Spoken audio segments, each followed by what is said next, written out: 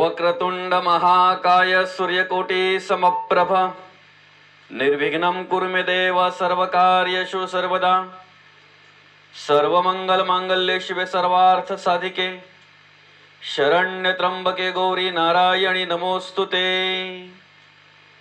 जय जय रघुवीर समर्थ।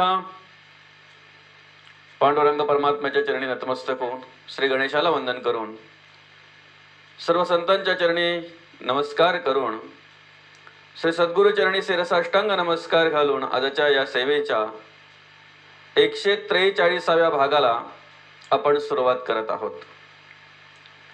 आतापर्यंत आपण 142 भाग श्रवण केलेले आहेत। आपण विवरण घेत आहोत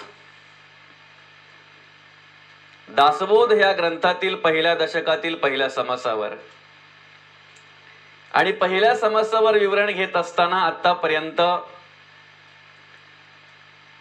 142 भाग आपण विवरण घेतलेला आहे। अर्थातच आपला एक भाग असा अर्ध्या तासाचा भाग असतो आणि अशा प्रकारे अर्ध्या तासाचे 142 भाग आपण आतापर्यंत ह्या पहिल्या समासावर विवरण घेतलेलं आहे, चिंतन केलेलं आहे। समर्थांच्या कृपेने जे निरूपण प्राप्त होतंय, जे विवरण प्राप्त होतंय, ते विवरण घेण्याचा आपण प्रयत्न करत आहोत, ते चिंतन करण्याचा आपण प्रयत्न करत आहोत। सामर्थ्य देवाचं सामर्थ्य, संतांचं सामर्थ्य, समर्थांचं सामर्थ्य आहे आणि त्याच सामर्थ्याने हे कार्य आपण करत आहोत।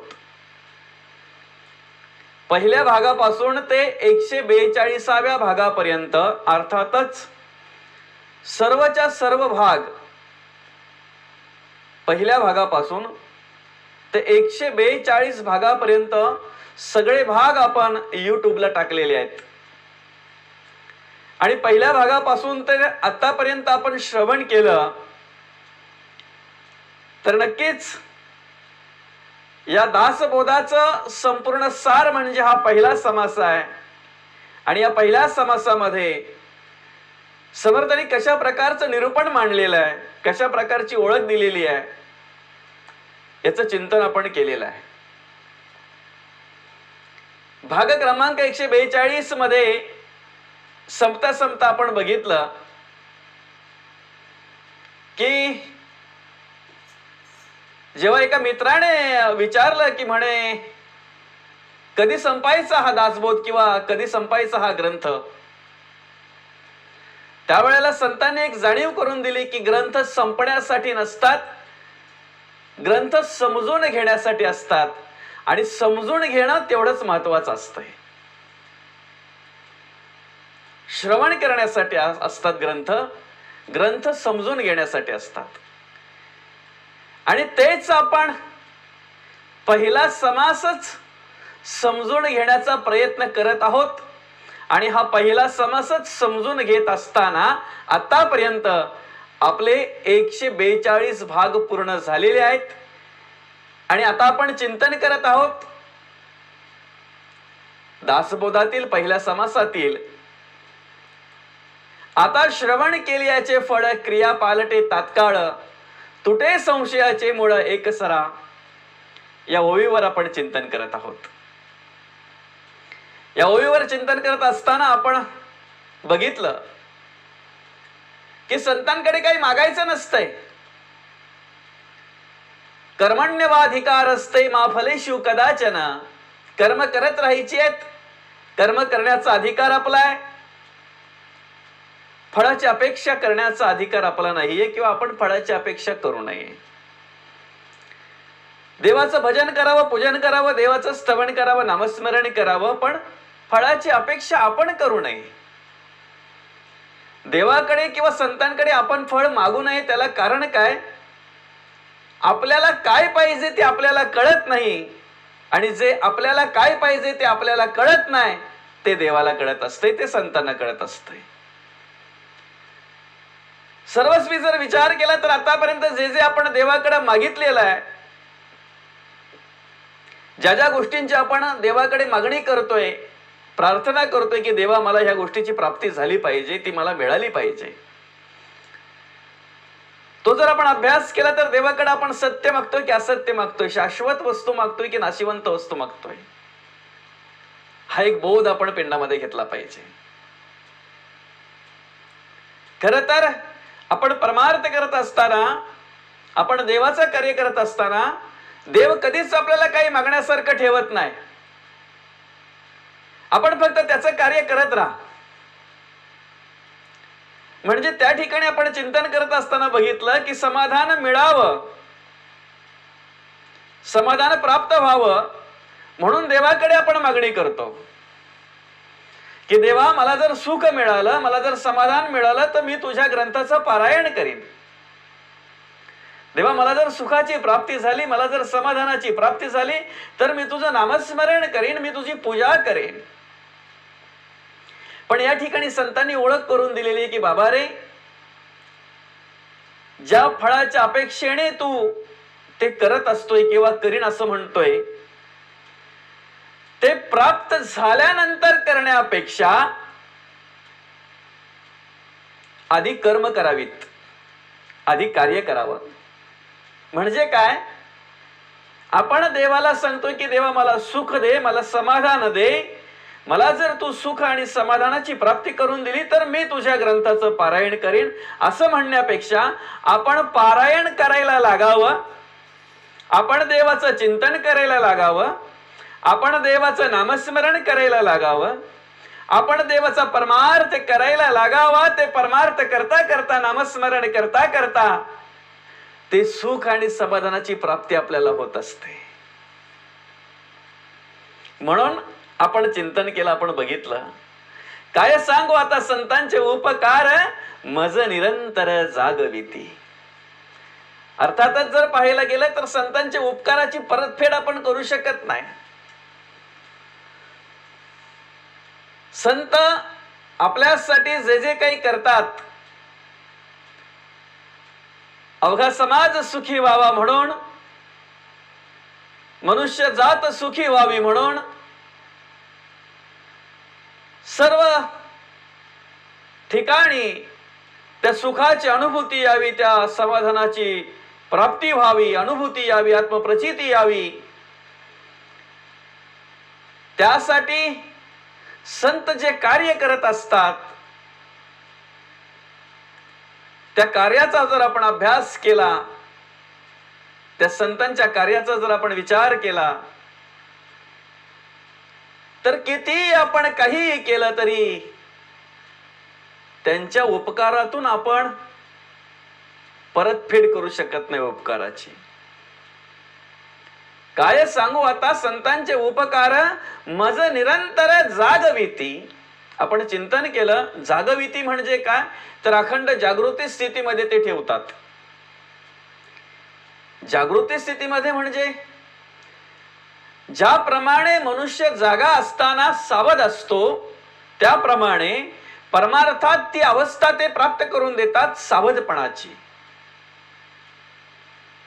कुठलाही प्रकारचा वाईट विचार येणार नाही, कुठल्याही प्रकारची वाईट वासना येणार नाही, कुठल्याही प्रकारचा एखादा विषय येऊन आणि नको ती कर्म करून घेणार नाही. काम, क्रोध, लोभ, मद, मत्सर, दंभ, संशय, चिंता, असूया, अधोया, भावना, कल्पना, इष्णा, वासना, आशा, ममता, तृष्णा ह्या येऊन नको ते कार्य करून जाणार नाहीत किंवा कुठल्याही प्रकारची वाईट वासना येणार नाही. त्यासाठी माणसाला काय करतात ते अखंड त्या स्थितीमध्ये प्राप्त करून देतात. आणि मग एकदा काय मनुष्य सावध राहिला, जागृती अवस्थेत कार्य करायला लागला, ज्याप्रमाणे संतांनी कार्य केलं, ज्याप्रमाणे संतांना अभिप्रेत आहे त्याप्रमाणे तो जर वागायला लागला, राहायला लागला तर तो कुठल्या स्थितीला प्राप्त होतो त्याची ओळख संतांनी करून दिलेली आहे. या दासबोधामध्ये समर्थांनी 84 तत्वांची ओळख करून देत असताना त्या 4 स्थित्या मांडलेल्या आहेत. जागृती, स्वप्न, सुषुप्ती आणि तुर्या. त्याच्याही पलीकडे एक स्थिती आहे उन्मनी. आपल्याला कुठल्या अवस्थेला प्राप्त व्हायचंय, कुठल्या स्थितीला प्राप्त व्हायचंय हे आपल्या कर्मावर आधारित आहे, आपल्या विचारावर आधारित आहे. पण सुरुवात कशी झाली पाहिजे? मज निरंतर जागविती. मग त्याची परतफेड आपण काय करू शकतो? देवाने आपल्याला काय दिलेलं आहे, संतांनी आपल्याला काय दिलेलं आहे, याचा अभ्यास आपण मागे केलेला आहे. भाग क्रमांक 140, 141 आणि 142 ह्या भागांमध्ये आपण विचार केलेला आहे, ह्या भागांमध्ये आपण चिंतन केलेलं आहे. देवाने आपल्याला काय दिलेलं आहे, आपण देवाकडे काय मागणी करतोय आणि देवाकडे काय आपण मागितलं पाहिजे. कोणीही किंमत करू शकत नाही एवढ्या अमूल्य किमतीचा हा नरदेह भगवंताने आपल्याला दिलेला. एक डोळा गेल्यानंतर डोळ्याची किंमत कळते. एखादा इंद्रिय निकामी झाला ना की मग त्या इंद्रियाची किंमत कळते. एखादी दाढ दुखायला लागली, एखादी दाढ जर आपल्याला काढून बसवायची वेळ आली तर मग किंमत कळते की 32 दात देवाने दिलेले आहेत आपल्याला, 2 डोळे दिलेले आहेत. प्रत्येक इंद्रिय बघा, एखादा इंद्रिय निकामी झाला की मग त्या इंद्रियाची आपल्याला किंमत कळते. किती किंमत आहे बरं. कितीतरी त्यासाठी खर्च करूनही ओरिजिनल नाही, नकलीच ते, डुप्लिकेटच ते. मग एवढं ओरिजिनल सर्व देवाने आपल्याला दिलेलं आहे, आयुष्य दिलेलं आहे चांगलं, सगळ्या काही गोष्टी म्हणजे त्याचा आपण अभ्यास केलेला आहे, त्याचं आपण चिंतन केलेलं आहे की देवाने आपल्याला काय दिलेलं आहे. म्हणजे सगळं ऍडव्हान्स मध्ये दिलेलं आहे. आपण काय अजून देवाकडे मागायला पाहिजे?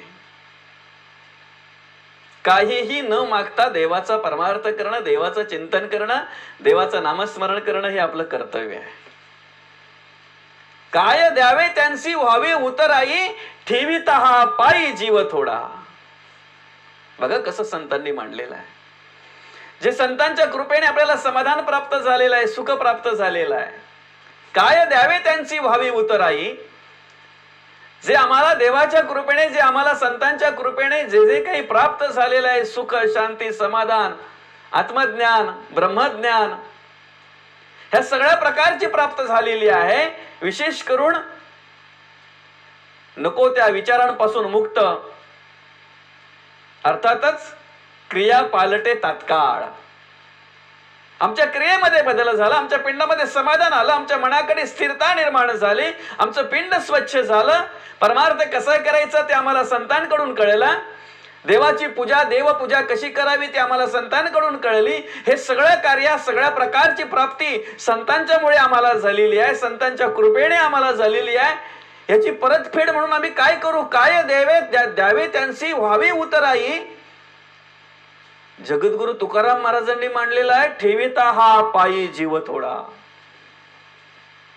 अर्थातच जीवात जीव नव्हता आपल्या, अशा प्रकारची कर्म आपल्याकडून घडत होती. त्या जीवात जीव देण्याचं काम, जीव ओतण्याचं काम संतांनी केलेलं आहे. एखाद्या व्यवहारातलं उदाहरण जर पाहायला गेलं, एखाद्या संसारातलं उदाहरण जर पाहायला गेलं तर एखाद्या वेळेला आपल्यावर असा काही प्रसंग येत असतो, आपण चारही बाजूने त्या प्रसंगाच्या विचारातून ग्रासलेले असतो, आपल्याला कळत नसते, मार्ग कळत नसतो. आणि मग अशा वेळेला खूप चिंताग्रस्त असताना एखादा माणूस येतोय आणि त्याच्यातून आपल्याला एखादा मार्ग काढून देतोय. त्यावेळेला आपण बोलतोय, तो प्रसंग ज्या वेळेला माझ्यावर आला त्यावेळेला जीवात जीव राहिला नव्हता, पण बरं झालं तुम्ही आलात आणि जीव ओतलं. आता तो जीव जरी त्यांच्या पायाशी ठेवला ना तरी उतराई होणार नाही. काय द्यावे त्यांची व्हावे उतराई, ठेविता हा पायी जीव थोडा. मग काय करायचं आहे? आयुष्य हेची रत्नपेटी, माझी भजन रत्ने गोमटी, ईश्वरी अर्पण या लुटी आनंदची करावी. संतांनी ही आपल्यावर उपकार जे केलेले आहेत, संतांनी जे आपल्याला या सगळ्या प्रकारची जी प्राप्ती करून दिलेली आहे, त्यांची अपेक्षा काय? आमची प्रतिज्ञा अशी, काही न मागणे शिष्यासी, आपणा मागे जगदीशाशी भजत जावे. काय अपेक्षा आहे त्यांची?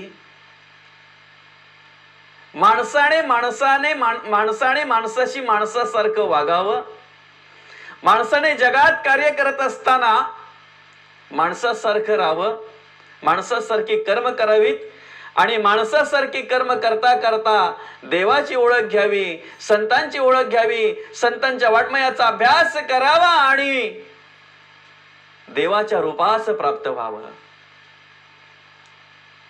संतांच्या परमार्थास प्राप्त व्हावं, हीच अपेक्षा संतांची आहे. जे वाङ्मय संतांनी आपल्यासाठी ठेवलेला आहे, जो परमार्थ संतांनी आपल्यासाठी ठेवलेला आहे, जो भक्ती मार्ग आपल्यासाठी संतांनी उभा केलेला आहे, काय अपेक्षा आहे त्याच्यातून संतांची? आपण चांगल्या मार्गाला लागावं, आपल्याकडे चांगले विचार यावेत, आपल्याकडून तो परमार्थ घडावा, हाच एक उद्देश आहे त्यांचा. आपण देवाची ओळख घेऊन देवाचं होऊन राहावं आणि या 84 लक्ष योनीतून आपण मुक्त व्हावं, हीच एक अपेक्षा संतांची आपल्याकडून. मग काय देणार आपण त्यांना? काही देऊ शकत नाही, पण द्यायचीच जर इच्छा आहे त्याला कृतज्ञता म्हणतात. जे उपकार आपल्यावर त्यांनी केलेला आहे त्याची परतफेड करण्याची इच्छा पिंडामध्ये असणे त्याला कृतज्ञता म्हणतात. उपकार केलेले आहेत विसरून त्याच्यावर उरफडतो त्याला कृतज्ञ म्हणतात. उपकार केलेले आहेत त्याची परतफेड करण्यासाठी तो तडफडतोय, तो तळमळतोय, कुठल्या हेतूने कुठल्या पद्धतीने मी त्यांची परतफेड करू, अशा पद्धतीने ज्याच्या पिंडामध्ये विचार असतात त्याला कृतज्ञ म्हणतात. आणि ही कृतज्ञता व्यक्त करतात. मग जर करायचंच आहे संतांचं कार्य, जर ती परतफेड करायचीच आहे, तर संत काय म्हणतात? काही आम्हाला देऊ नका, फक्त आमच्या पावलावर पाऊल ठेवून चाला. जी कर्म आम्ही केली, जो परमार्थ आम्ही केला, जे देवाचं नामस्मरण आम्ही केलं, श्रीराम जय राम जय जय राम, श्रीराम जय राम जय जय राम, अवधूत चिंतन श्री गुरुदेव दत्त, जे नामस्मरण आम्ही केलं रामकृष्ण हरी, ते नामस्मरण आपण करावं, ही एक अपेक्षा संतांची आहे. तर देवाचा परमार्थ आपण करावा, ही एक अपेक्षा संतांची आहे. म्हणून आपल्याला काय पाहिजे ते आपल्याला माहिती नसते, पण संतांना माहिती आहे. संतांच्या पावलावर पाऊल ठेवून आपण तेवढ्या विश्वासाने फक्त कार्य करत राहावं आणि मग त्याची प्राप्ती आपल्याला संत बरोबर देत असतात. कोणत्या वेळेला कोणत्या विचाराची गरज आहे, कोणत्या वेळेला कोणत्या कर्माची गरज आहे, कोणत्या वेळेला कोणत्या सामर्थ्याची गरज आहे, ती संतांना बरोबर माहिती असते आणि संत बरोबर त्यावेळेला ते सामर्थ्य देत असतात. कसे कार्य करतात बघा. सहज बोलणे हित उपदेश, करुणी सायास शिकविती. संतांचं सहज बोलणं असतंय. सहज बोलणे परिविवेकाचे, सहज बोलणे परिविवेकाचे. सहज बोलणे परी हित उपदेश आणि करुणी सायास शिकविती.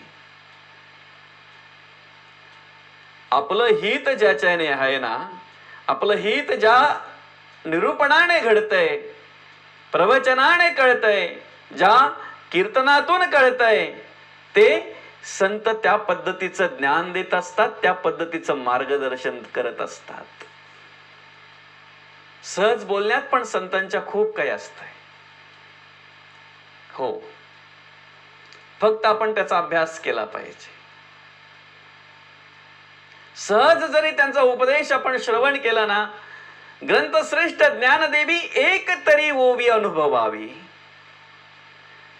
माणूस किती काय काय काय काय विचार करतो आयुष्यभर, नको नको त्या गोष्टींचा अभ्यास करतोय. बरे करावा ना, त्याच्याने जर हित असेल तर निश्चित करावा. मग वेगळ्या अशा काही गोष्टी पाहण्यासाठी, वेगळ्या अशा काही गोष्टींचा अभ्यास करताना माणूस विचार करत नाही की मी हे करतोय पण त्याच्याने मला काय प्राप्ती होणार आहे. जसा माणूस परमार्थ करत असताना, देवाचं कार्य करत असताना आधी प्राप्ती मागतोय, देवा मला संतान प्राप्ती झाली तर मी तुझं पूजन करीन, मी सत्यनारायण घालीन. देवा मला अमुक अमुक आजार आहे, तो आजारातून जर मला बरं केलं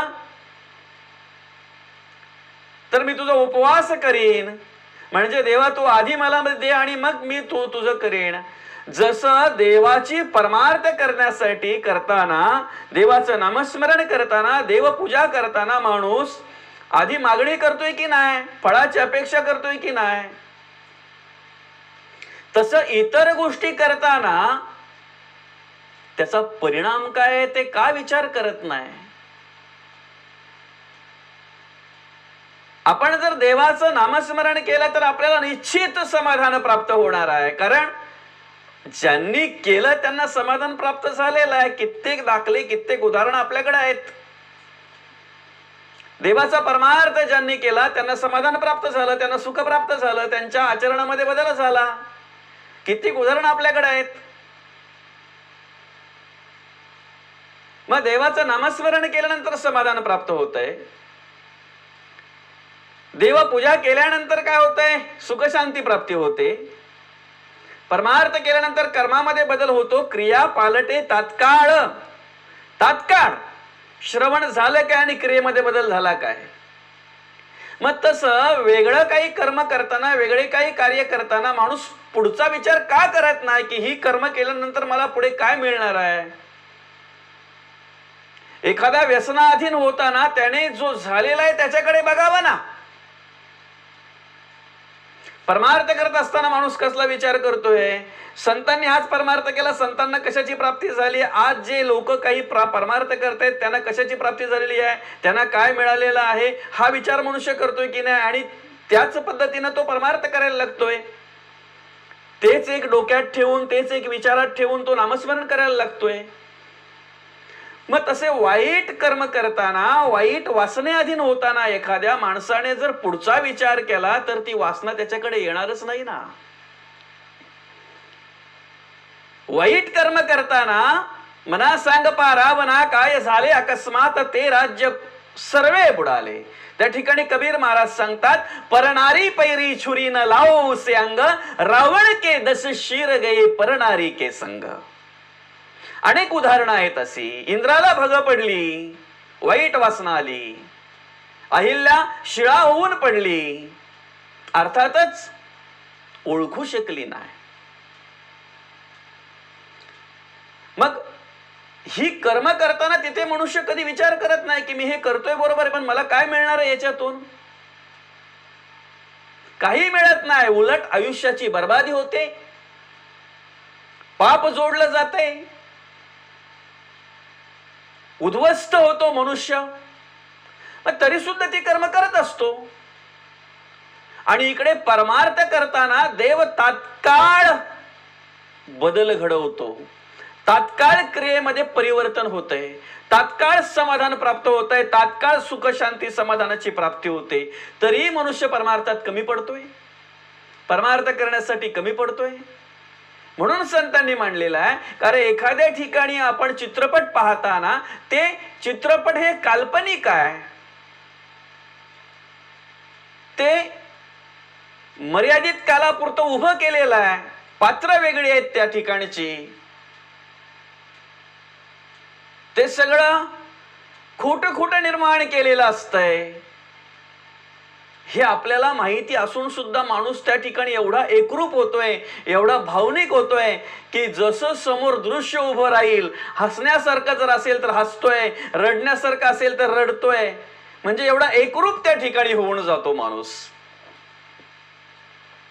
पण त्या ठिकाणी कधी विचार करतो का, हा चित्रपट मी 2 तास जर बघितला, 3 तास जर बघितला तर ह्याच्यातून मला काय मिळणार आहे?